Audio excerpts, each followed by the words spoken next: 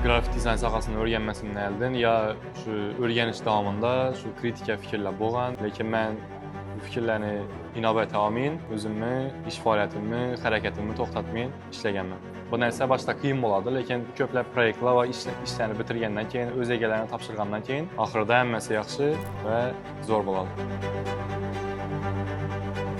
Salam aleyküm, mən Dövlət Bayır Rəsulbək, 20 yaşdaman. Datada qrafik dizayn kursunu 2023-cü il mart ayında tükətkənmən. Şu yönəlişim boyunca birinci tapqan dərəmatım 1,5 milyon somu təşkil etdi. Hazırki günə gəlib, aylıq dərəmatım $500 ətrafında təşkil etdi. Mən Next Level Group marketing agentlikində işləgənmən və freelancer olub işləgənmən. Hazırda 4 dənə proyektini yürütüb gətirməm. Eyni danlıqlı kampaniya dükanlar üçün logotiplər qılıb bərgənmən. Xaricimdə danlıqlı dükanlardan biri Hiperstroy dükanı boladı və Saudi Ərəbistandakı İbnül Haramayn tur firması üçün logotip və brand book təyərləyib bərgənmən. Yaxında bitirgən proyektlərimdən biri bu Ülfətlər çayxanası. Bu çayxana üçün brand book və logotipini yaratıb bərgənmən. Qrafik dizayn kursunda bizə Photoshop və Illustrator proqramlarında mükəmməl işləyişini öyrəndik. Amma ən yaxın dərslərdən biri bu Illustrator olsa gərək. Illustratorda logo yaratış, çiziş boyunca dərslər yaxdı desəkən bilər. Hazırki əsas yönəlişlərimdən biri bu logo branding.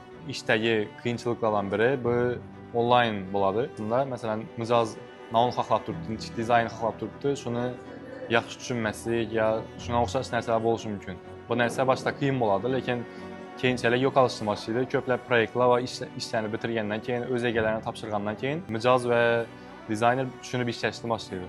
Qrafik dizayn sahəsini öyrənməsinlərdən ya şu öyrəniş davamında şu kritika fikirlər bolğan, yəni bu sahadan yaxşı dərəmət tapıb olmaydı ya başqalara oxşar bir stabil dərəmət tapadığın kəsblərdən biri məstəb kritik fikirlər bolğan, lakin mən bu fikirləri inab etəmin, özümü, iş fəaliyyətimi, hərəkətimi toxtatmayın işləgənmən. Bu sahəyə girib gəlişim 5-ci klassdan başlayıb sənət lisey məktəbində oxuğanman və şu məktəbdə qrafik dizayn yönəlişi mövcud bolğan.